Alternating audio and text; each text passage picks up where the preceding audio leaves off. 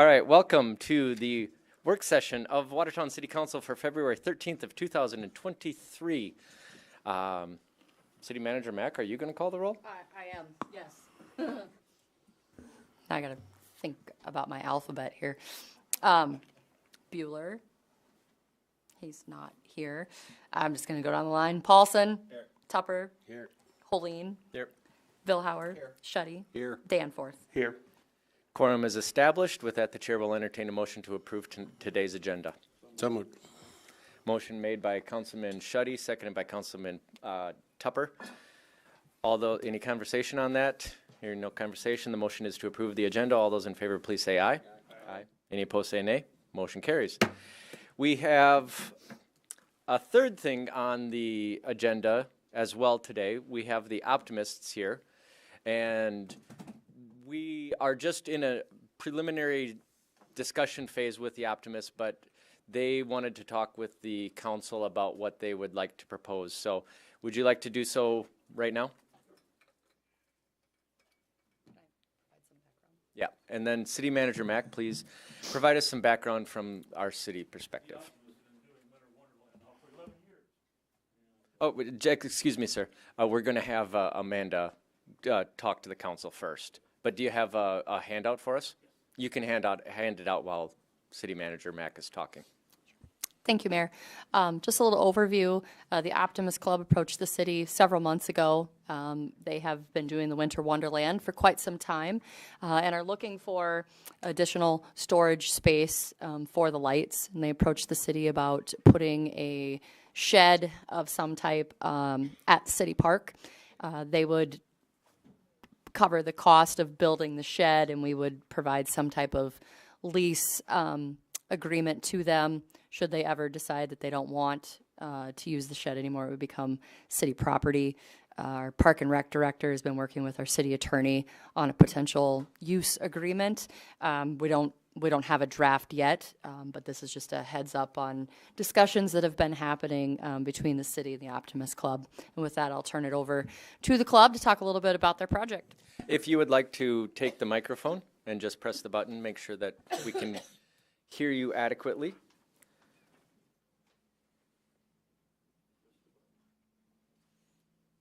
Got it? There we go. Yeah, that's fine. Okay, we've been at the process for 11 years. We store our stuff at the Bible camp now. Got a 2-year contract, and we need to move on because they need the space. And for us, the best location would be at City Park. So we started with talking to the manager out there, and we went to Park and Rec. Park and Rec threw it up to the City Council. Since then, we met with the mayor and Matt Bransrud and Heath Van Nye and Brandy Hanton, tried to come up with a list of questions we thought that we needed to find answers for. And that was the result in what's in your hand now. What we really need is, we're not asking for money, believe it or not, we're just asking for permission to build on your land.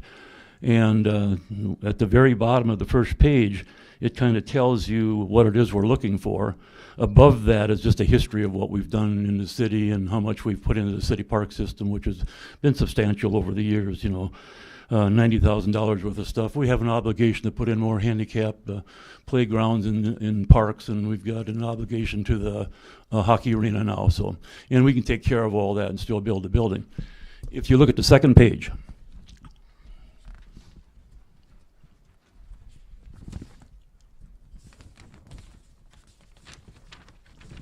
that's that list of related questions. And if you look at the center one about the structure, we've gone through the process of figuring out what size of a building would work and the kind of footings we'd have to have. If we keep it under 1,300 square feet, it falls into an accessory category, and we can do it on a slab then. Lake Area Tech would do the groundwork. We'd have to have a contractor lay the slab. Lake Area Tech would build the building. So the groundwork could happen this spring. The building could happen next fall. And as you look down through that list, there's questions like, is wood frame okay? And the answer was yes. And what kind of roof? Asphalt is okay. You can read that yourself, but you can kind of see we've got the answer to the questions listed behind it. And we've gathered that by talking to Amanda. And there was a question one time about whether there would be an addition to the building for city storage. And Brandy has kind of surveyed the departments, and that hasn't happened at this point. So that's in there also. We did a survey of the electrical system, had a locator come in and check that. And if you look at the very last page, then that's the map of the area out there and where the proposed building would go. And it would be up by that storm shelter in the southwest corner with access from Lake Road. So we wouldn't disturb a camping site in the process. You know, we'd need to work there from about April until January, because we start repairing stuff and building stuff as soon as it thaws out. And then we start installing stuff out there in the middle of October, and we shut down about a week, 10 days after Christmas. You know, so that's the time frame that we need the building, and then it would be filled full of our stuff in the meantime. So if you look at that very last page, that kind of shows you where it would go. The middle page is or the second page is the answers to any questions we could come up with, and then the third page is just our guess on what it's going to cost us. And boy, that's just really a guess at this point, because we haven't booked any contractors or anything like that yet. So beyond that, I don't know. Would you like questions or? I think we can allow some questions, but a few things just to alert the city council about. One of the question about building it bigger than what even the optimists requested was an idea that I had, because I was informed by the Chamber of Commerce that they no longer wish to store our Christmas decorations. Not so much the lights on the intersections, but rather the large benchmark foam constructs that you will see on the corners and along downtown, the ornaments and Santa's sleigh, things like that. So they no longer want to store them. So this idea came that as long as we're building a shed, perhaps the city could pay more to make it bigger, because it's already going to be storing Christmas stuff anyway. So that is something that we're just exploring right now, but it would change a few things with the building code. Yes. But the optimists are not opposed to that. No, it would get bigger, and we'd have to have deeper footings, and Yeah. it would change it. If we put in something like a bathroom, then Yeah. that would change a bunch. You know, the price would really go up dramatically then. And one thing I know, if the Optimist Club were to ever not want it anymore, were to stop Winter Wonderland or stop desiring the shed, it would revert to city ownership at that point. Yeah, well, it's city ownership initially, Yeah. and the city would have to insure the building. We could insure the contents, because we can't insure something we don't own. And a question came up by one of our members: what if we don't have the manpower to do this anymore? Could another organization take it over? And the Winter Wonderland's been a big surprise to us. You know, 11 years ago when we opened that the first time, the response from the community was way more than anybody expected, and I wasn't involved then, but it's been really good since. This last year was a little rough with the weather, but we shut down the last day of the last weekend, which would be one of our biggest weekends, just simply because snow was this deep out there. You know, so. And yeah, the Optimist Club, you do wonderful things for the community of Watertown with the revenue raised from Winter Wonderland. Is there any questions from the council? Councilman Paulson. I guess I do have a couple questions. More so from, I don't know if it's technically legal or not, but one, would this be obligating our councils for future? Not that we're not obligating city money to anything, but does that complicate anything? And then the second one would be, since this is a park, can we rent parkland? City Manager Mack, I'll leave those answers for you. To the first question, when we talk about not obligating future councils, it's typically associated with the budget. So we would not be paying for this. It would just be a use agreement that could be terminated at any time by either party based on how the agreement was written. If we were going to sell off parkland, that would require a vote of the community, but we can lease land for appropriate uses, and Lisa could probably speak more to that process.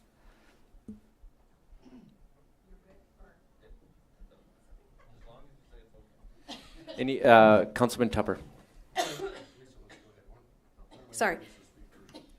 On a much smaller scale, than this, obviously, is, just so you're aware, there is a storage unit, so to speak, also on the soccer field that is owned by, or at the soccer complex that's owned by WISA.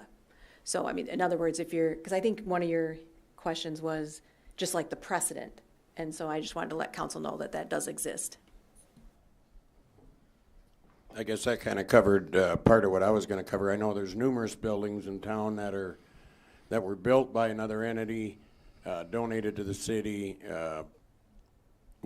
They pay like $1 a year, and I don't know if anybody's ever paid us yet, but that's not a big deal. But then they were dedicated to the city. That way the city can cover them under their insurance and things like that. So it's not a new aspect. So.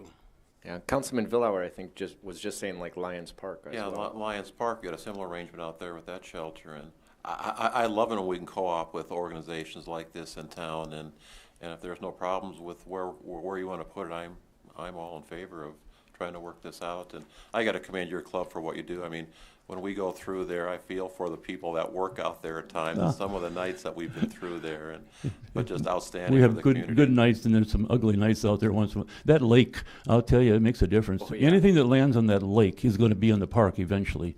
And the wind coming across the lake when it's cold, there's nothing to stop it till it gets there. Yeah, quite an experience.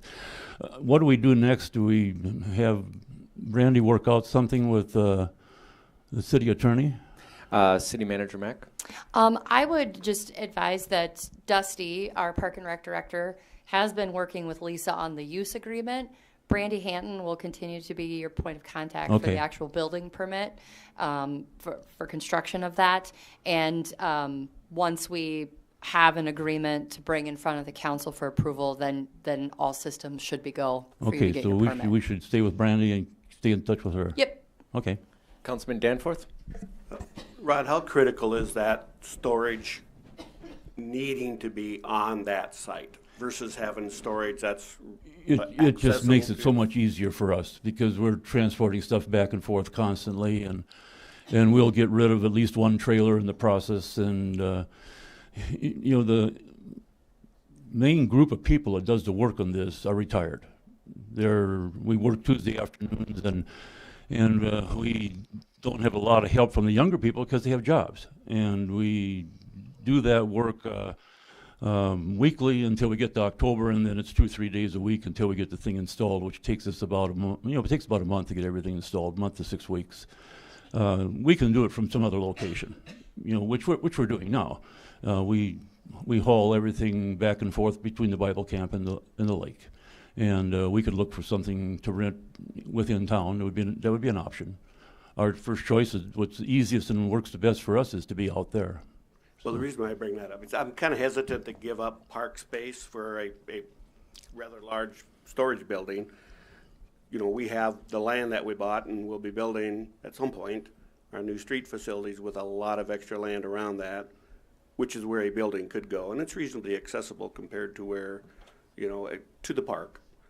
Where the Old sales barn stockyard, used to be. Yep, in that area. And the other thing, Mayor, is we're gonna have that large cold storage building that, again, unless something's real specific to a need in the park, we do have space that we don't need to be taking up park space. The lake land, the lake park areas are very confined, very restricted, very finite. So I'm hesitant to do that part of it. Like the idea from your guys' standpoint, and I appreciate that, but if it didn't need to be there and we could find another location which is reasonable, to me, that would be my first option. If it didn't work, then I would support it.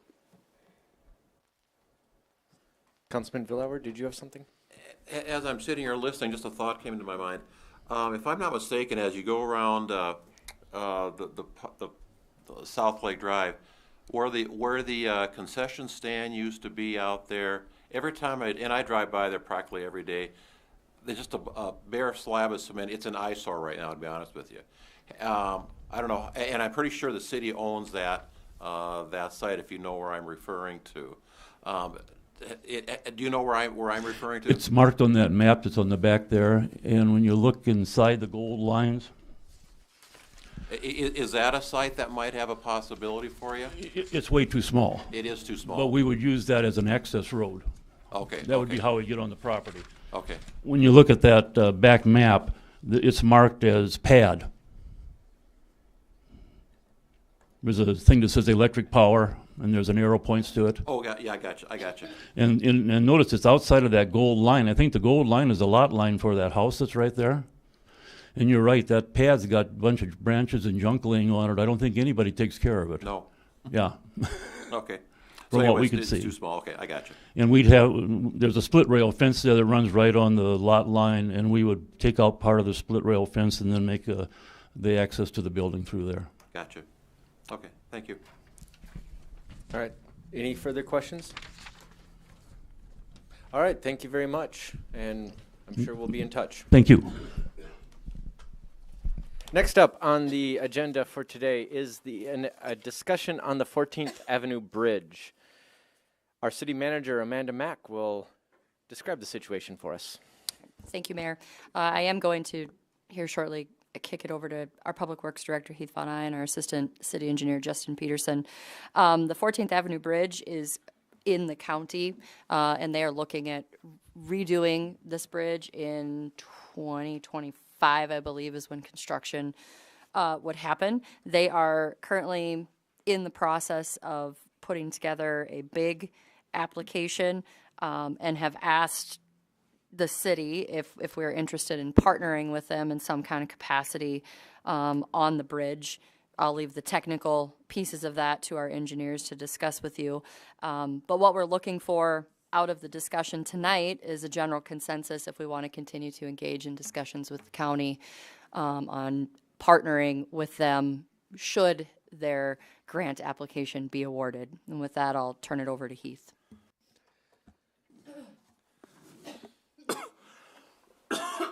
Excuse me.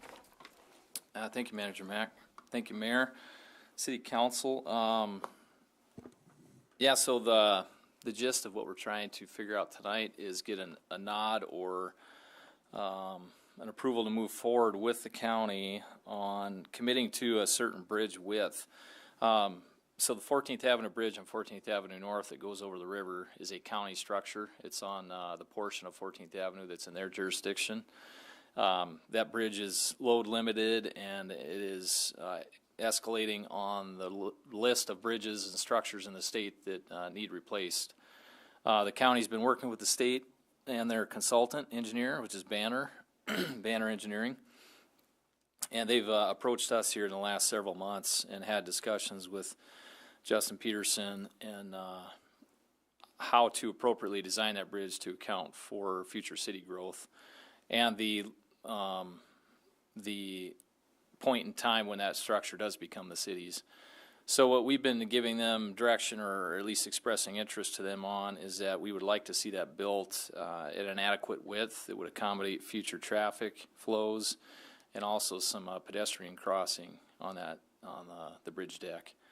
So what that amounts to is, in lieu of a narrower bridge deck that the county would otherwise build, pretty much replacing what's there, we as a city felt it'd be imperative that we ask them to build it wider to accommodate our future ownership of that structure and the future city's traffic growth on the north side of town.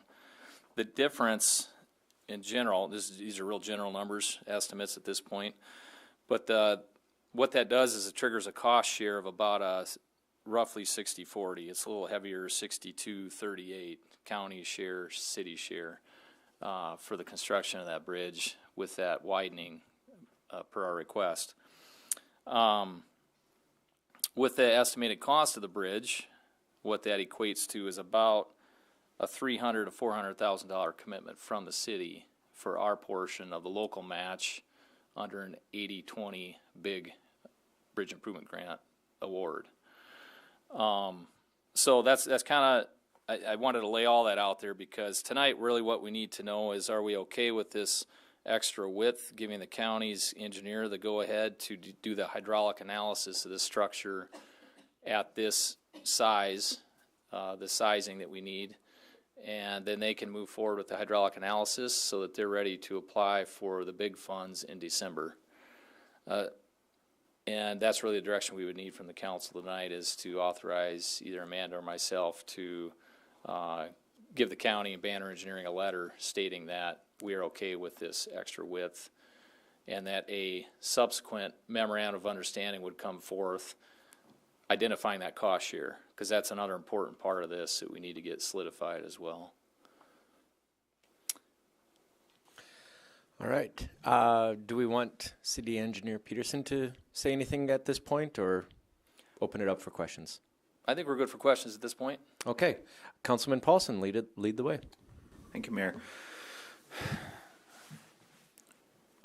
I'm trying to figure out how to phrase this correctly, but I think I'm not necessarily opposed to this, but if the city is going to look at this one, I think we need to start looking at the bridge on 31st too, or the crossing on on Willow Creek on 31st. And I know they're not related, but in terms of partnering, I think to start that discussion, I mean, to me, if we were going to dedicate dollars to this, I almost want the county to say they're dedicated to committing dollars to that eventually, because that's going to need to be improved soon with the ice arena going out there.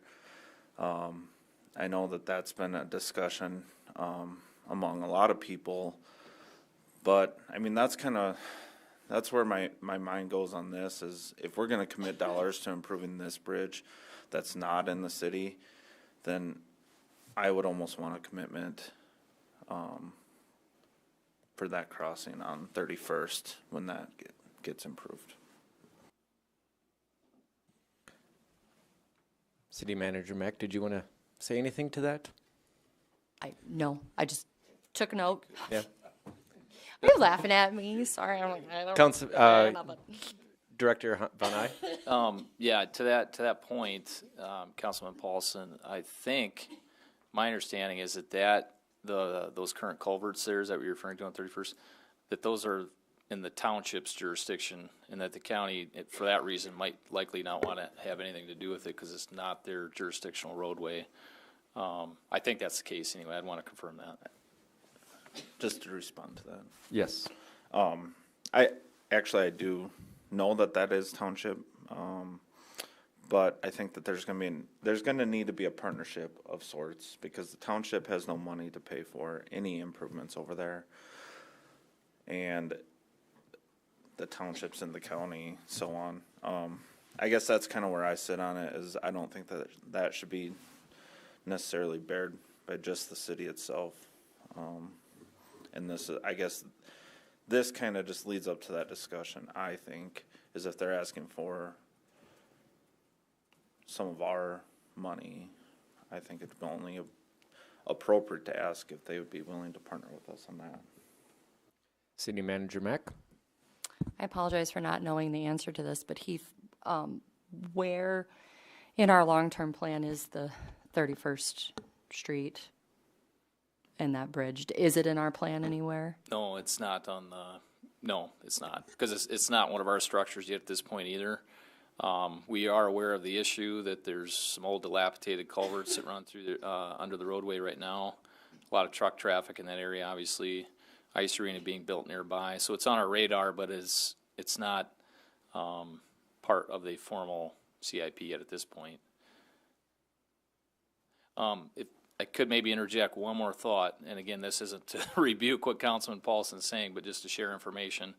We impressed upon the county that we would like to see this built bigger. They did not come to us and say, hey, you need to build this bigger. I just want to make sure that perspective is clear, that it benefits the city to add this width to this structure so that someday in the future when we take it over, it's built to the right size that we would want it built to convey our city traffic along 14th Avenue. Councilman Tupper?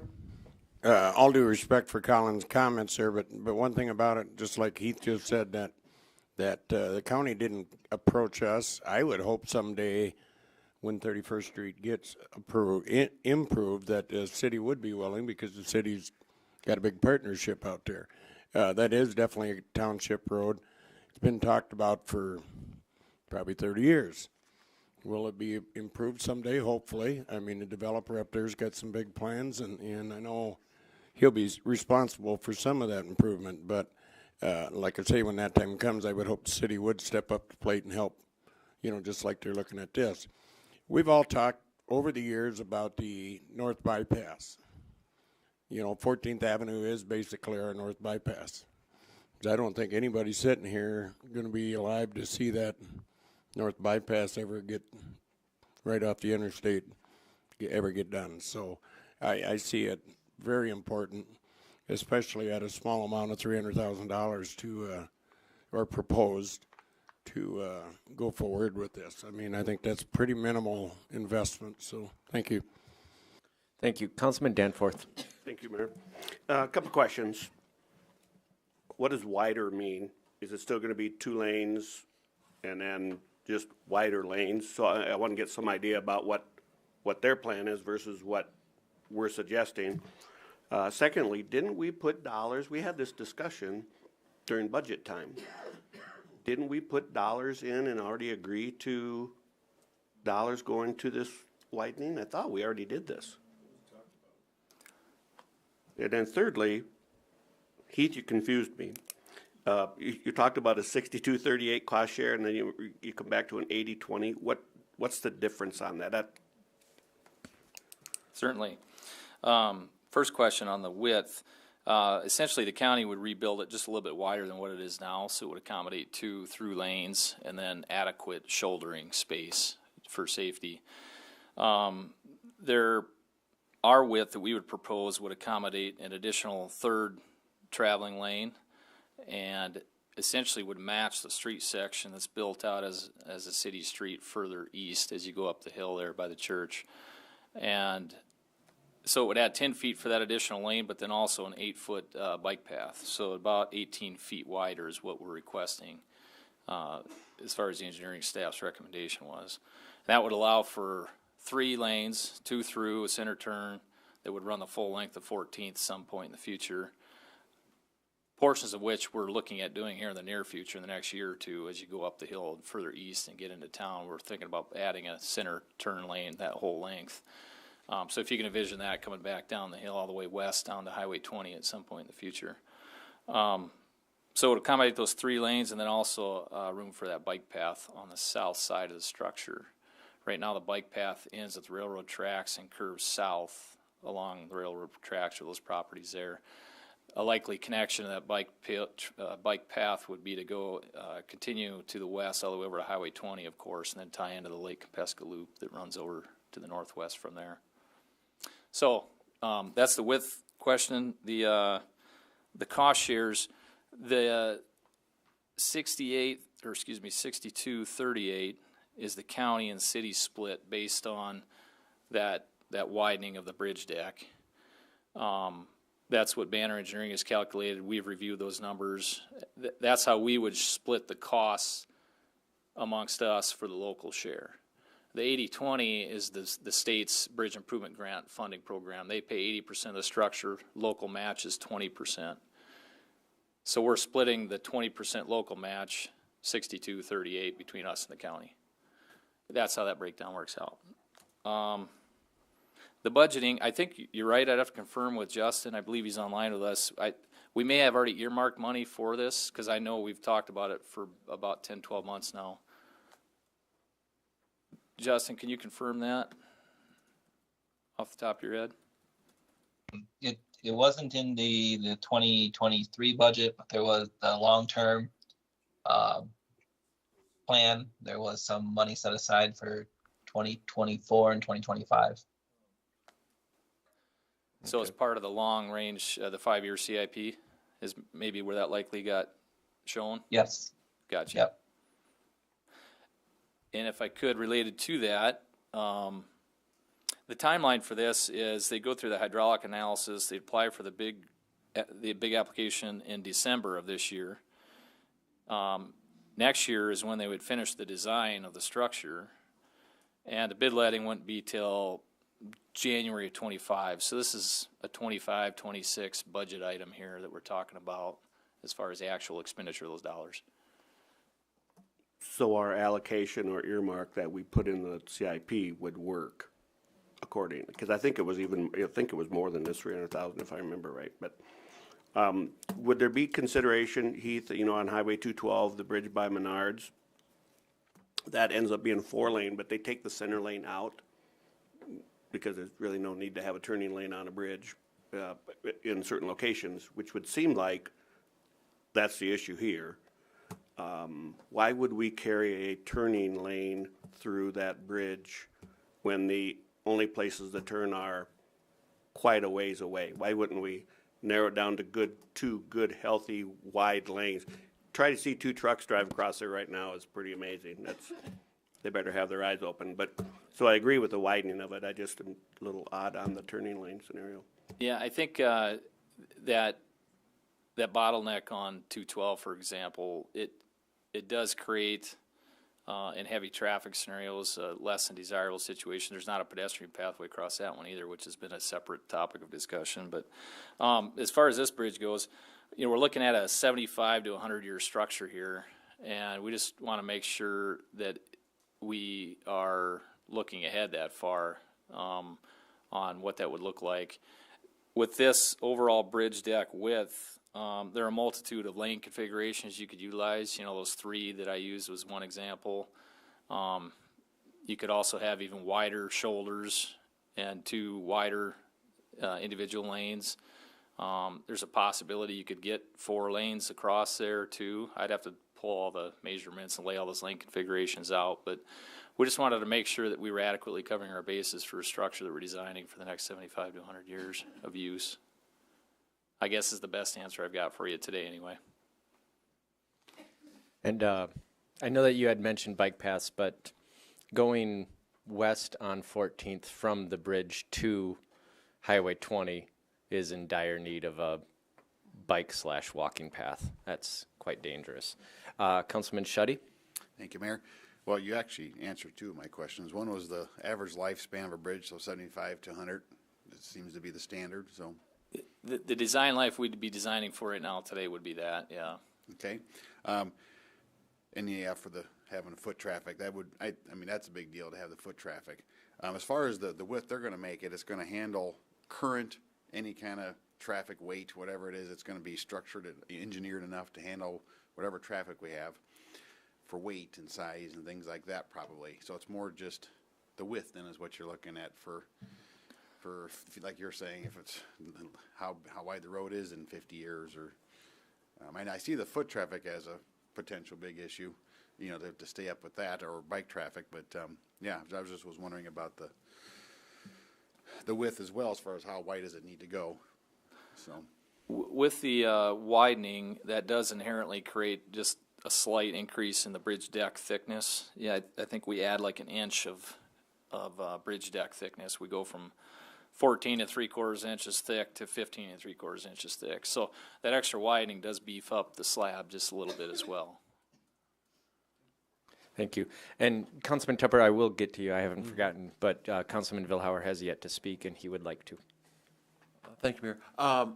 Not a question specifically on this proposed project. What kind of, do we have any kind of understanding? I mean, I look around the area. For example, I drive a road that's county road every day several times. I'm talking about 42nd Street. That's a county road. I mean, hundreds of people that live on the lake use that on a regular basis. I was approached a couple years ago by somebody on a township road that gets a lot of city use. Do we have any kind of understanding or agreement with other jurisdictions concerning usage like that or maintenance, something like that? Councilman Vilhauer, we do not have that. I'm smirking over here because it's been on my list, my wish list for quite some time to have a shared roads MOU is what I've seen it called in other communities. So you get a memorandum of understanding with all those other government agencies. We'd sit down with the DOT, the county, the townships, and establish a shared roads memorandum of understanding that clearly indicates who's responsible for what, whether that includes street maintenance and repair or grading of gravel surfaces, plowing in the winter. All those things are taken care of through an MOU like that. So I'd like to accomplish that at some point and have not been able to get that task knocked off yet, but it's been in discussion. Well, thank you. I appreciate hearing that. And good. I'd kind of be curious to see what else is on your wish list. But Councilman Tupper? Just a question for Heath. Now, on the bike path, would that be like a sidewalk going across with a railing? Separate part of the, or maybe not separate, but additional part of the bridge?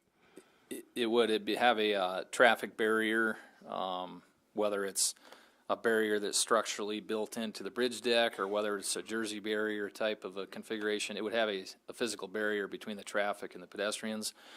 And then the pedestrian pathway would be 8 feet to accommodate tying in the bike path, which is wider, of course, than our standard 5-foot sidewalk. Did you say north or south side? The south side. Is there a reason for which side, or? The grades generally better accommodate a bike path extension on the south side of 14th than they do on the north. That was the main logic behind that. The reason I asked that is because you're on the north side, then you'd tie right into the west, or the lake route, put it that way. But yeah, you're going to tie in one side or the other, so then that makes sense. Thank you. Any more questions or comments, council? All right, thank you very much. We'll find out more in the future. And for our next topic of discussion, downtown parking. All right, thank you, Mayor. Manager Mack. You may recall that, late last summer, early fall, this body placed a moratorium on issuing any additional reserved parking spaces downtown. And you asked staff to do some research and look into what might be good options for that. So we have 5 businesses that have been granted reserved parking stalls. All of those agreements are currently expired. Very sorry. Our police department this summer did a parking study, if you will, of downtown and monitored the city lots as well as the existing spaces downtown, different times of the day, different days of the week, to monitor usage. For this discussion, we as staff would be recommending that we do away with any reserved parking downtown. In addition to just being difficult to manage, we also have started to receive complaints from adjacent neighbors to those businesses that have reserved parking, wanting to know how they can get their own. And at some point, if we continue down that path, every spot downtown is going to be a reserved spot, and it's public parking and should be utilized for the public. So with that, I'm going to turn it over to Heath and Chief Toomey to talk about a potential ordinance amendment based off that recommendation, and Chief Toomey can talk a little bit about the work that his team did just studying the parking patterns and habits downtown. I would say, we often hear that there's a parking problem downtown. I would, and when you look at this, hopefully you'll agree that there's not a parking problem, there's a walking problem. People want to park right in front of the business. I'm guilty of that as well. But there are a lot of spaces available downtown, and Tim can give you more details on that. Chief Toomey. Good afternoon. Thank you, City Manager and Council. So as you know, there's the 10 parking lots uptown, and the city invested some dollars and effort into putting up the new signs to entice people to park in these parking lots. They're never full. As you can see from the survey that we did back in July, they're never more than 30% full at any given time, day or night. So they're all pretty much within a couple blocks of the businesses. My hope would be that we would encourage the residents that stay uptown to maybe push them towards that. So as far as recommendations, I'm not sure, Heath, if you wanted to jump in here or. Yeah, absolutely. One of the first recommendations that Manager Mack alluded to is pretty straightforward, and I'll reshare this to Teams here quick so it's on the screen. It would be to simply redline our current ordinance. This is Chapter 19, 0410. That's where that curb space reservation language is, that we've been utilizing here in the recent past. Some would even say this current language could be interpreted different ways, and then maybe the intent wasn't how we've used it recently. But all that aside, I think, and staff believes, we've talked to Rob Bain, the street superintendent, the police chief, city manager. We've walked through this in our minds thinking that, this might be the first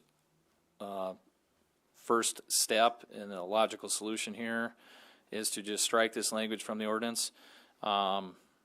It removes that picking and choosing of the winners and losers, if you will, of downtown parking privileges. It takes that burden off the city council to have to be able to be put in that situation, and it just opens up the downtown parking to be free to use for anybody that wants to. So that'd be the first recommendation that came out of our internal discussions at the staff level. There's a second level that goes along with this that's related to the downtown parking, the function of the street division of public works, the function of the police department, and how we are able to serve the downtown area.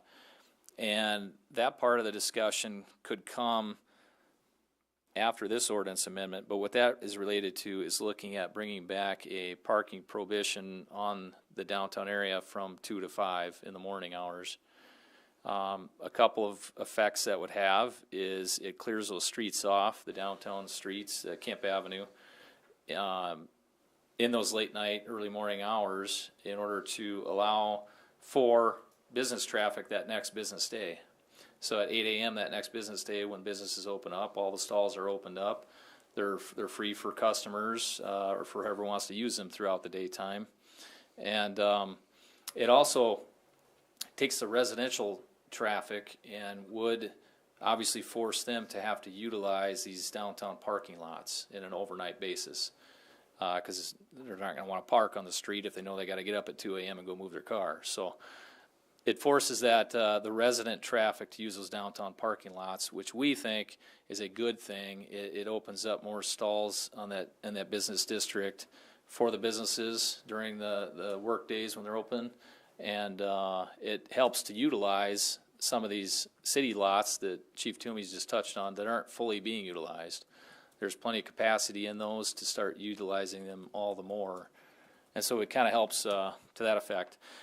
Why does that tie into this whole reserve parking? Well, we think that the more we open up some of these stalls downtown, the better chances are that these businesses won't need or feel like they need a reserve stall for their business, because there's all the more handful available throughout the day. As part of the logic there anyway. With that, I don't know, Chief, if you want to expand on that at all? Yeah, we talked about in the committee whether we just make it 2 to 5 Monday through Friday to eliminate that weekend need to have to move your car. So if you go uptown and enjoy yourself, you don't have to get in your car and move it. They can stay for the weekend, just Monday through Friday from 2 a.m. to 5 p.m. No parking up there. All right, City Manager Mack. Thank you, Mayor. I would just comment that the 2 to 5 prohibition, as Heath mentioned, we'd bring potential language when we bring language related to snow removal. I've sent some information out on that, amending our ordinance to give more flexibility to the street division on when they're moving snow, more flexibility to the police department when they're ticketing and towing. So that's just something to be thinking on as we work through this. But that'll be specific language recommendation will be coming here in the near future, probably either the March or the April work session. Open it up for questions and comments. Councilman Paulson. Thank you, Mayor.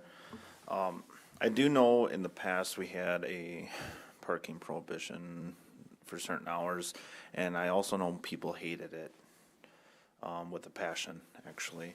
I did not live here, nor was I of age to drink, so I did not have a car downtown during that time. But I will say I've heard even comments today that they're happy that there's no time limit. So I guess I would probably not like to see that. but I'm only one voice too. So, and then one other thing just talking to businesses too, is if this is the route that we ended up going, because this was always a possibility, some businesses have expressed a desire to have maybe just a load and unload parking spot for the whole kind of block, either near an intersection or near the alleys. That's one thing. I don't know if we'd entertain that ever, but it kind of eliminates the business parking. But I do agree with Amanda that you drive around downtown, and a lot of times there's empty spots just half a block or block away that you go to any other downtown, that's what you'll end up doing. And we've just always had, I guess, good parking spots that you could usually park in front, but we're getting busier downtown. This is a good thing for our downtown. It really is. We have a strong downtown, and it's only growing stronger. So I'm glad that we're to a point where we can start moving forward. City Manager Mack, did you want to say something? I would just comment on the unloading comment that you made. Right before we walked in here, Heath and I were having a conversation about that specifically. So we may look at the current language and try to make it clear, right, that we're not giving reserved spots for individual businesses, but that there is a loading and unloading space. So we have discussed that. We don't have clear language yet for it. When we do bring forth an ordinance amendment, that'll be included in there. Councilman Schutte. Thank you, Mayor. Well, there is more than one way to look at it. I'm sure this has been a discussion in previous councils. I've been downtown since I moved here in 1992. That's my whole career in Watertown has been on Kemp Avenue. From the business side, not from a residence perspective, but from the business perspective, I was liking the parking where you couldn't park overnights. And then when it got changed here, was it a couple years ago or whenever that was? It does create some challenges for businesses downtown, like the one we have currently, where our property is at with Access Ministry. You start having a couple, 3 people just parking there, overnight, and sometimes the car doesn't move for a few days. Plus, then if that apartment building goes up across it, if it is, that gets done, I don't believe they had if it's completely filled to capacity, I don't think there's enough spots in the parking garage. They have to put some overflow outside, so it's a challenge that will come up down the road. So I would be, just from the business perspective, I like the idea of the 2 to 5 again. But again, I understand from a resident perspective, it's a whole nother side of the subject, but I'm not sure if we factor in the nightlife parking after 2 a.m. if you can't make it home, if that's a good enough reason to factor that in in this discussion. That would be just nowadays with all kinds of ways with taxi cabs and Ubers and things like that, plan ahead before you go out maybe. I'm not sure if that's what you were alluding to as far as, with certain types of parking that's after 2. I don't know if that fits this conversation as much as the businesses and residents and what's the best fit. But I do appreciate too what we've done with the public parking to limit that and make it more light, to get more signs, and just get that step up our game in that area. So that's been good. So those are my thoughts. Mayor, may I?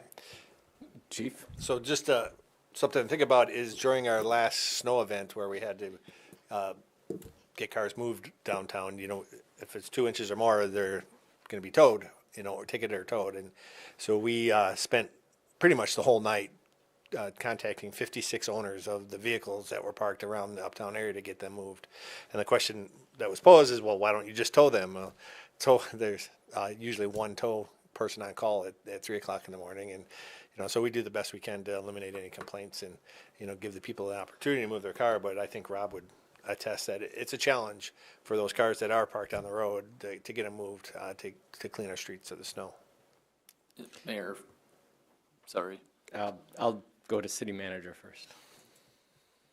I was just going to comment that as part of our internal discussions, we had talked about, well, could we do some type of, universal reserved parking, right? 15, 20-minute parking, and, as some kind of compromise. And what that leads to is our police department spending their whole day enforcing 15-minute parking.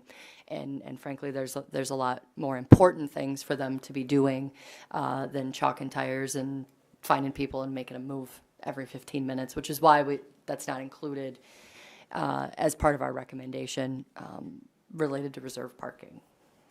Director Von Eye? I was just going to add on behalf of the street division that I think I forgot to mention initially, but the benefits of this 2 to 5 prohibited parking also comes into play with not only the winter snow plowing schedule. That's a big benefit to have those streets cleared off and not have to tow vehicles out of the way like police chief just cited, but also the street sweeping schedule in the summertime where we're often having to deal with the same issues and not be able to provide as the same level of service that we'd like to be providing and keeping the downtown clean because of the cars that are parked overnight and in the way oftentimes that we're having to go around and work around. So those are 2 other big benefits on an operation and maintenance side of the streets downtown that come into play. Councilman Tupper. You guys can all blame me, I guess, because back when I was on the council before, I was also the president of the Urban Renewal Board at that time, and I was the one that really pushed to eliminate the 2 to 5.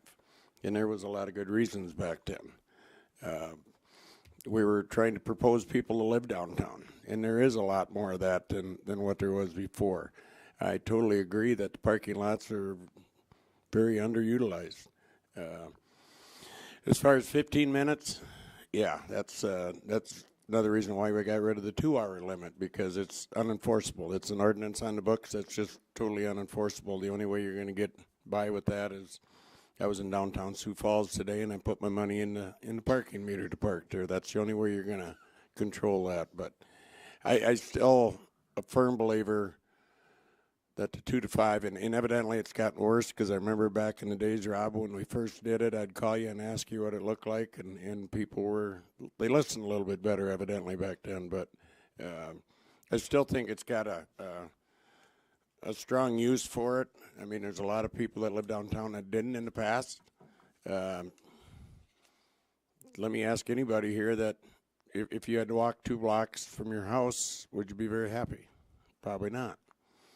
Maybe a little bit more better education as far as getting them to be moved during the street, snow removal and sweeping. I don't, really don't know the answer, but I know I worked hard to get that to where it is today. It didn't seem like it was a big problem back then, but evidently it has become one. So, Councilman Danforth. Thank you, Mayor. First of all, just a couple of requests here. I think, Tim, you had a map of the parking lots. Is there any chance that could get emailed out to the council so we can actually see that and maybe number of spots in each location? I think that would be helpful on a number of fronts for us. And then if you could, Chief, if you could maybe email your detail that you had on that report just so we can see that. Yes, sir. As we may be getting questions as this gets out, as what we're looking at here. Couple comments. I think doing away with the individual reserved spots, I think that's a good idea, because where do you draw the line on that? Everybody can come up with your justification, so I support that. If you go downtown and you see, we talk about a load or unload, that's probably fine if it's a van, probably fine if it's a car or a pickup. But most of what goes down there are UPS trucks, FedEx trucks, maybe a small LTL like, Hunkies over here that delivers stuff. So a load unload on the street just isn't going to do us any good, because they're going to be stopped on the street anyway. So I don't think that's really an answer. But I look at the people that are going to be affected by the shutting it down from 2 to 5, for example, and it's the bars and it's the people that live down there. That's who's affected. It isn't. My only concern with that, and I do agree, we're investing in these. We've spent a lot of time and a lot of dollars improving our current lots, and we need to continue those efforts. And especially as we start to look, where am I at the new park, that's going to create some issues for us. I think we'll find those out this summer. But my only concern with that whole thing would be the 2 o'clock scenario. The last thing I want to do is get somebody that didn't plan on having an extra beer or two and has a beer, and now at 2 o'clock in the morning has got to say, well, do I want to just drive home, or can I leave my vehicle here for an hour? You know, so because, no, this is going to be dumb, but don't bars close at 2 o'clock? You know, so there's got to be some leeway past the 2 o'clock, I think, that affords some opportunity for somebody to at least come and get you, and maybe somebody else drives the vehicle. But and that may not be done at 2 o'clock in the morning. So I don't know if a 3 to 6 makes more sense than a 2 to 5. I don't know. But I do understand the reason why we want to do it. I don't think that we're going to drive, especially the residents, to using these parking lots unless we do have some kind of a mandate that says you can't park there during those hours. And we're getting more and more and more of that uptown. And it's going to become, and it's great, it's exciting to see what's going on downtown, but it is going to create more and more of a challenge for the businesses. So I support it from that standpoint, but I do have some concerns with it. Councilman Vilhauer. Thank you, Mayor. First of all, as to the reserve spots downtown, if you go back and check the minutes, I think I voted against every one of those as they were coming up. So I wholeheartedly endorse doing away with those. You know, I remember, I wasn't on the council yet, Randy, but I do remember the discussion when we used to have restrictions downtown. Let me ask this, Tim. You said you referenced 56 vehicles here recently. Is that a fairly typical evening? It seemed to be more and more of that. You know, is. To address your concern, Mike, is the 2 to 5s, we typically don't start until at least 3 o'clock or later, you know, after everything settles down. And we go through and they get a $15 parking ticket, right? And it's just a little incentive to say, hey, remember, you can't do that. And if there's no snow removal or anything, they come the next day and they get their car and they go on their way. So that number is so there is a fair amount of parking on the streets downtown. But I mean I can't imagine, you know, trying to clear streets or sweep streets and having that many vehicles on the streets typically. You know, I know we're going to get pushback on this if we try to implement some kind of time limit or restriction, but I would be in favor of it. I mean, I think we've got the parking we've got adequate parking. I know people are going to have to get used to doing some walking, but I'm supportive of putting a restriction on parking downtown during those overnight hours. In that scenario, we have had all move about 11, I think, is what we ended up towing that night. It was 11, but it took them pretty much all night. Any further questions or comments? I guess I have one thing. Well, first off, thank you for doing the study. That gives the hard numbers to what I think a lot of us have suspected for a long time.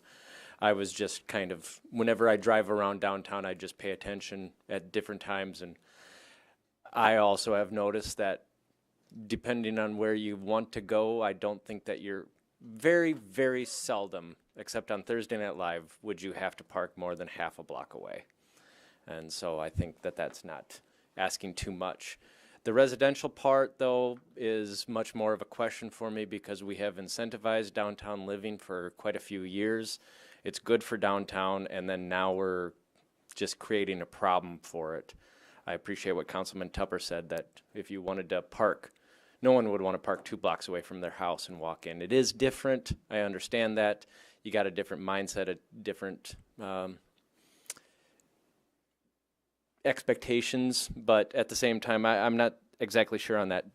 Do away with the individual reserved parking spots. It is just causing more problems than what it's solving. One thing that I will say is if we do go down and ban 2 to 5, and we are going to have these people walking to their apartments, we are going to have to very strictly enforce the sidewalk code, because I get complaints a lot about people walking downtown and sidewalks are slippery, not perhaps shoveled correctly. So we will basically, I think that our code enforcement officer is going to be enforcing a sidewalk ordinance or sidewalk cleaning. I think I can understand where it would save a lot of work for a lot of different people, but it would create a lot more work for Terry. So I know that that's an issue. Councilman Tupper? You know, when we first did that, it seems like I said, it seems like it worked out pretty good. And it all boils down to education. We need to educate the public to sign up for the notifications. I think part of the problem is a $15 ticket. I mean, $15 ticket, no big deal if I fell asleep. Oh, well, I got a $15 ticket. Maybe it should be a $50 ticket for parking. You know, and they're just, that helps educate people a little bit more than a $15 one. But I would still oppose not having the downtown parking. I mean, it just, yes, I understand that parking lots are very underutilized, but it may create a little bit more work for the police department also, because now you're going to take, let's say a gal works until 2 o'clock in the morning at one of the bars across town. Now she's got to come home and walk 2 blocks or a block and a half or half a block out into 2 o'clock in the morning. Who wants to do that? I mean, really nobody wants to walk downtown at 2 o'clock in the morning. You don't want to walk in your own neighborhood at 2 o'clock in the morning anymore. I mean, that's well, not as bad as that, but we're encouraging maybe something else by not allowing them to park in front of their building. So,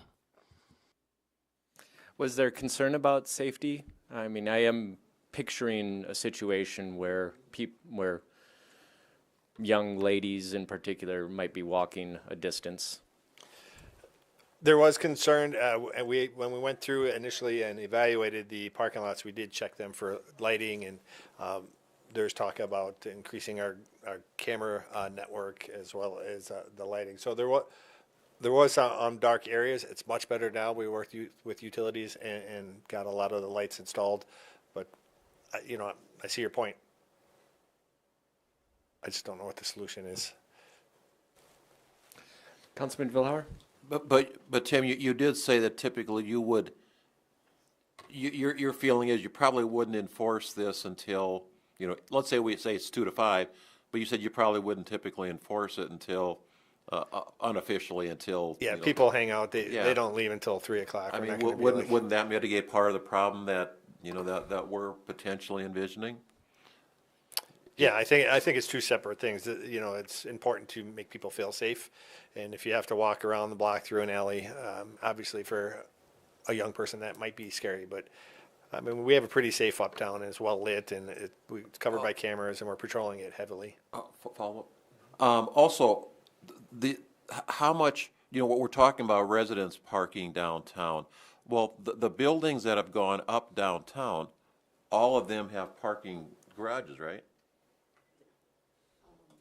They do, but parking is extra, and so not all of the residents. Okay, so we are saying, parking. we're saying that some of the residents of those apartment buildings Correct. would be parked, okay. Yeah, and I think someone commented, I can't remember who, but like the new marketplace, they won't have enough parking okay. spaces Okay. for the number of residences.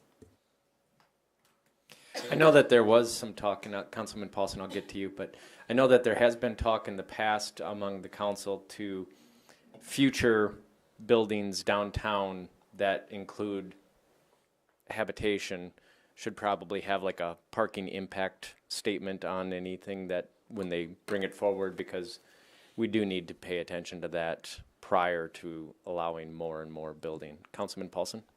Thank you, Mayor. I do want to point out there's a lot of events on a weekly basis. I mean, there's darts, there's pool, there's Wing Wednesday, there's everything that brings people downtown, and they're all drinking. And yes, I don't disagree that you should make the proper arrangements to maybe not drink and drive. But if we do put this in place, it's going to encourage more drinking and driving, not intentionally, but people are going to say, I can't leave my car here overnight. I've been drinking, playing pool, darts, whatever it may be. That's where I struggle. We have a lot of events downtown, Thursday Night Live. I mean, all of that stuff, people tend to drink, and 21-year-olds or younger in some cases don't tend to make the best decisions most of the time. So It's unfortunate, but I just wanted to point that out, that there, almost every night of the week, there is something going on downtown that encourages drinking. City Manager Mack? I know some 40-year-olds who don't make very good decisions either. So I would just comment that the 2 to 5, as Chief said, would be Monday through Friday.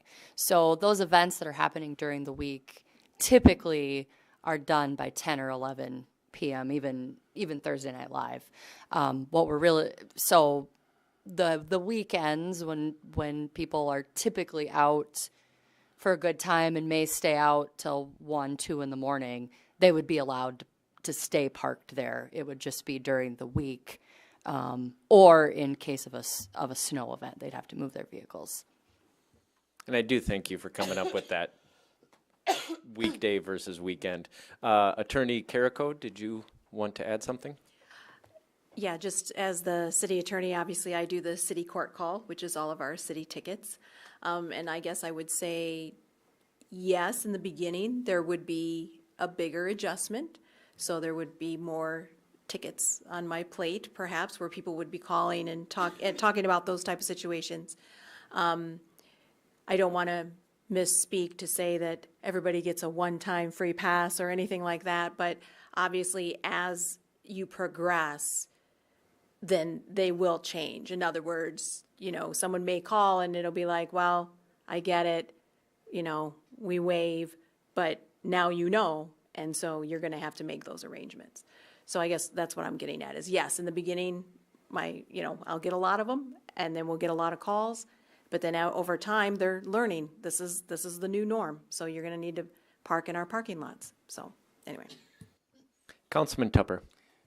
I've also known people in the past that when they've gotten intoxicated without maybe not the intention of going uptown and staying that late and got intoxicated, that have decided, well, I'll move my car to the parking lot and catch a ride home, and between the street and the parking lot I've gotten a DWI. So I guess you just can't fix, how do I want to say this? I'll just leave it at that.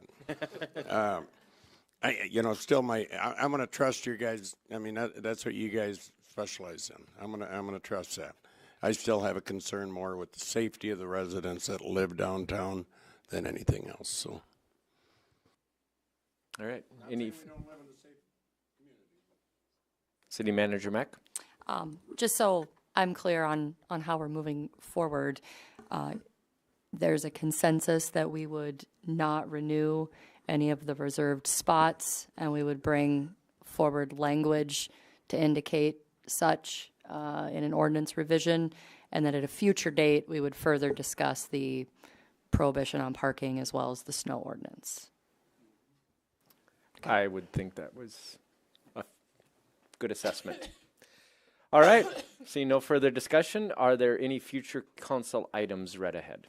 I just want to alert you, I did send an email out late this afternoon regarding some action that the airport board took this afternoon related to our consultant for marketing and air service development. So we likely will have an action related to that agreement on Tuesday's agenda. And that's really all I have at this time. Councilman Danforth? Thank you, Mayor. Most of you know that I have expressed thoughts and concerns or whatever you want to, ideas in regards to both our R3 zoning and our commercial lake zoning language as it is. Personally, and it's just my opinion, I think both of those warrant some discussion on our part as a council to determine if what we have is correct or if we could be tweaking them or making some changes to them. So my question is how do we want to handle those? Do we want to handle those during the week in small little groups and where we don't hear each other's concerns or thoughts? Or should that item, to address those two items, and maybe more, but for sure those two, should those be a work session? Because we aren't getting anywhere with some of that discussion, and I think the difficulty is by law, unless we have a public meeting, we can't meet for quorum reasons, and it makes some things difficult. I see you guys nodding heads. That's an important read when you're having discussions, is to hear somebody's words and to see their responses and actions as to how you get to a decision point to where you're at on some issues. So I just would like to see us address those. Even if it ends up being just discussion, we all learn a little bit, but somewhere along the line, we need to take the time to address those items, and whether that's a work session or it's done outside of a work session, doesn't matter. We got to get to them, though, in my opinion. City Manager Mack, did you want to say something about that? I would just comment that I think a work session for discussion is more appropriate than at a council meeting. The one thing that I would ask, because if a recommendation is going to go to the Plan Commission, it needs to be a specific recommendation, not go look at the R3 zoning. We, as a body, need to provide them with language to actually consider, and they may choose not to consider it, and that's their purview as a board. So what I can do is send an email out to everyone and request that you take a look at both pieces of language, and if you have specific items within that language that you'd like to discuss, to let me know so that we can be prepared for a work session. We can add that to the March work session agenda if you like, March or April, whichever you prefer. So, Follow up? Somebody help me out here on that. Amanda, and I heard this before with somebody, that if it gets presented to the Plan Commission and they say, we don't want to address it, what happens? Is at that point, do it just go away, or does the council have then the right and the responsibility to draft the language they want or seeking, whatever that is, and implement that? It can't run up against the brick wall and just stop if there are concerns and issues. What is it? I think the language, and we can pull it out and send it to everyone, as it relates to amending the zoning code.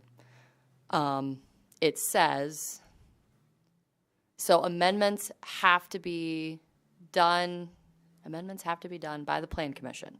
If they're coming to the Plan Commission from another body, the action that they can take is, we don't see an issue with this, we choose not to entertain it and vote it down.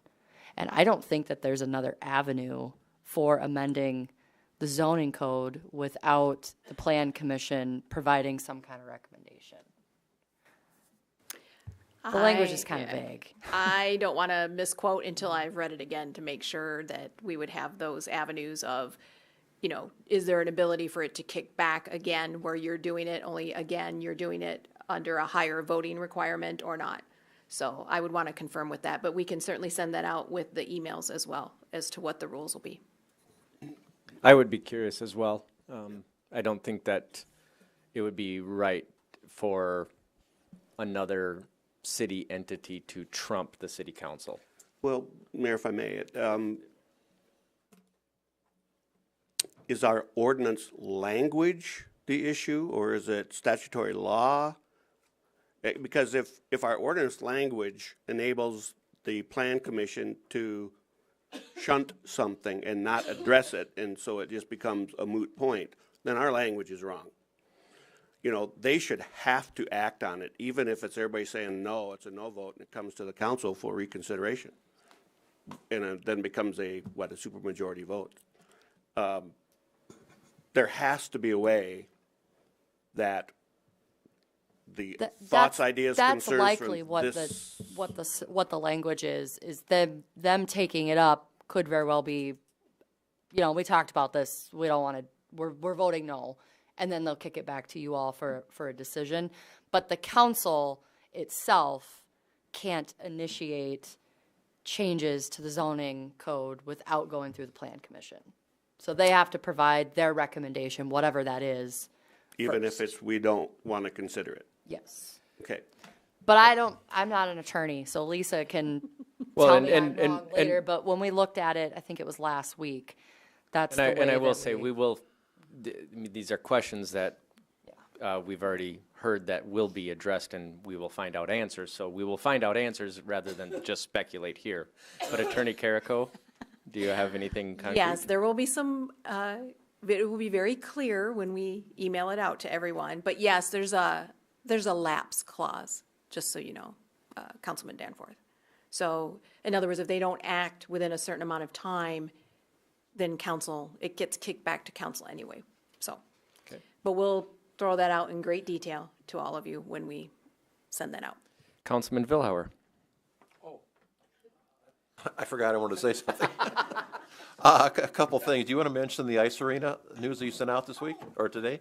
You bet. So if you're bored around 7:30 tomorrow morning, you can drive out to the site and sit on the road, because I'm sure none of you have signed the appropriate documentation to actually be on site. I haven't either. But they're going to start putting walls up at about 7:30 tomorrow morning. So Colin probably has filled out the right paperwork, and he's okay. Anyway, so that's an exciting thing, and they do have a camera on site that is monitoring progress that will get linked to our website and our social media here in the near future. And also, you want to mention some of the awards that were presented Saturday night? I'd love to. So we had our awards banquet on Saturday night, and Brandy Hanton is our Employee of the Year. Terry Ingalls, our Code Enforcement Officer, is Rookie of the Year. Andrew Seebeck with Watertown Fire Rescue won the Creativity Award. Oh, boy. The Airport Division of Public Works won the 1 in a Million Award. And now I can see him in front of mentor was Leanne Bentine. I mispronounced her name on Saturday night, and I'm terribly sorry about that.